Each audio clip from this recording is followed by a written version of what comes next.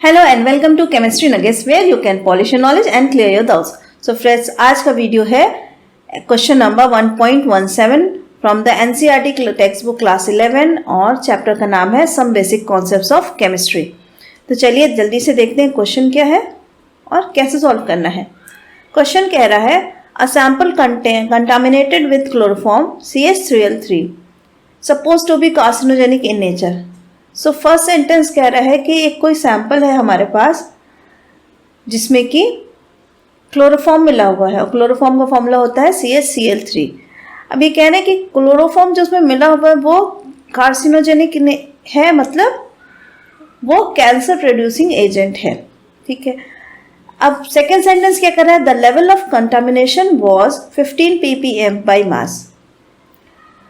Now second sentence कह रहा है कि उस सॉल्यूशन में क्लोरोफॉर्म की कंसंट्रेशन कितनी है, 15 ppm। अब ये ppm क्या होता है, ppm होता है पार्ट्स पर मिलियन। सो यहाँ 15 पार्ट्स पर million part of solution, like that. तो अगर इसी को ग्राम्स के टर्म में बोले तो 15 grams of chloroform is present in 1 million grams of solution. ठीक है, I can write it here, 15 grams of solute, यहाँ solute क्या है, chloroform. 15 grams of solute is present in 1 million gram of solution। ठीक है, तो 1 million को हम लिखते हैं 10 to the power 6। So 15 gram of chloroform mixed है किसमें, 10 to the power 6 gram of solution में। अब इन्हीं वैल्यूज को लेते हुए हम पहला वाला पार्ट क्वेश्चन का सॉल्व करेंगे। Express this in percent by mass. तो इसके लिए फॉर्मूला होता है percent by mass is equal to mass of solute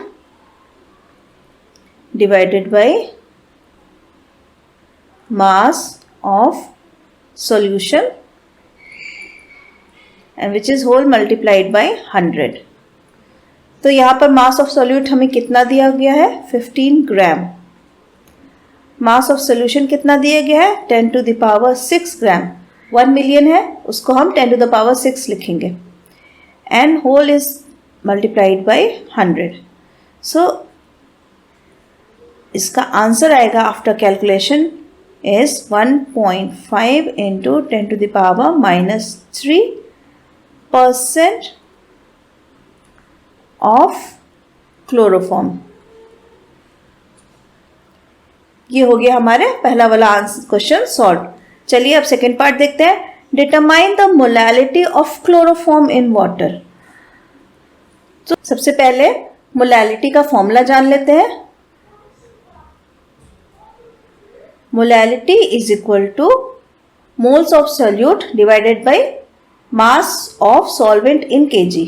so moles of solute which is divided by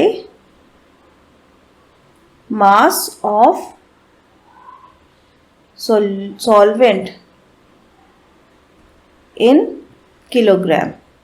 सो ये हमारा हो गया मोलैलिटी का फॉर्मूला। अब इसमें हमें दो चीज़ें पूछी गई है, मोल्स ऑफ सोल्यूट और mass of solvent in kilogram. इन दोनों को पहले हम अलग अलग इनकी वैल्यूज़ निकालेंगे, फिर उन वैल्यूज़ को मोलैलिटी के फॉर्मूले में पुट करेंगे। तो चलिए देखते हैं मोल्स कैसे निकलेंगे। मोल्स ऑफ सोल्यूट, इसका फॉर्मूला होता है मास अपॉन मोलर मास। सो मास और मोलर मास यहाँ किसका लिया जाएगा, सोल्यूट का, क्योंकि मोल्स ऑफ सोल्यूट निकालने हैं। तो मास हमें पता है, पहले ही बता दिया गया 15 ग्राम्स। मोलर मास कैसे निकालना है, मोलर मास हमको पता है, मोलर मास कुछ नहीं होता, मोलर मास हमारा एटॉमिक मास ही होता है, लेकिन उसको ग्राम्स में लिखते हैं। तो molar mass is equal to atomic mass in grams. So atomic mass कैसे निकालते हैं, जितने भी उस कंपाउंड में एटम्स हैं सबको सबका एटॉमिक मास लिखेंगे और उसको ऐड अप करेंगे। तो यहाँ पर क्या क्या है, CH plus 3 times Cl, CH Cl3 ना। तो कार्बन का एटॉमिक मास होता है 12, हाइड्रोजन का एटॉमिक मास है 1 और क्लोरीन का एटॉमिक मास है 35.5।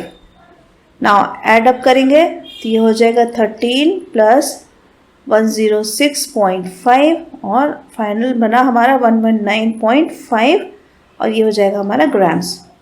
सो मोलर मास आ गया है 119.5 ग्राम्स। तो चलिए अब वैल्यूज़ पुट करते हैं। मास हमारा था 15 ग्राम्स, मोलर मास है हमारा 119.5 ग्राम्स और यहाँ से हमें जो आंसर मिलेगा आफ्टर कैलकुलेशन वो हो जाएगा 0.125 मोल्स। ये तो हमारा हो गया मोल्स ऑफ सॉल्यूट। अब नेक्स्ट चीज़ है मास of solvent.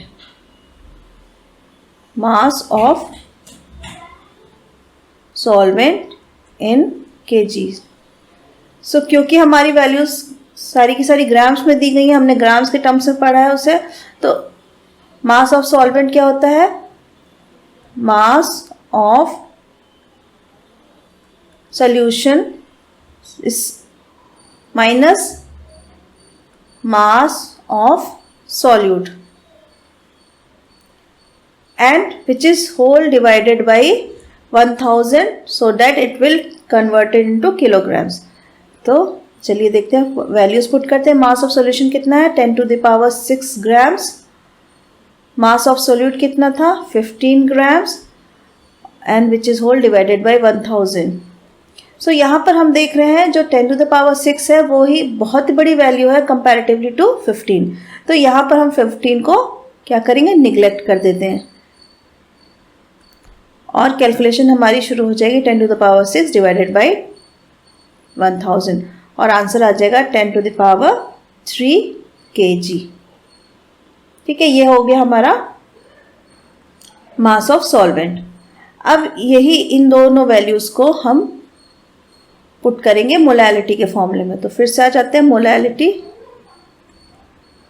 Is equal to mass of solute कितना दिया गया हमें यहाँ पर 0.125 और mass of solvent in kilograms कितना है 10⁻³। अब जब हमने कैलकुलेट किया तो हमारा आंसर आएगा यहाँ 1.25 इंटू 10⁻⁻⁴ और यूनिट लिखेंगे हम मोलर। और यही हमारा आंसर है हमारे second part of the question का। मोलैलिटी पूछा है, this is the molality of chloroform in water. So ये तो हो गया आज का सवाल पूरा सॉल्व। बहुत ही इजी था, बहुत ही जल्दी हो गया। इसी तरह सवाल करते रहिए और चैनल को सब्सक्राइब ज़रूर कीजिए और वीडियो को लाइक ज़रूर कीजिए। Till then, thank you.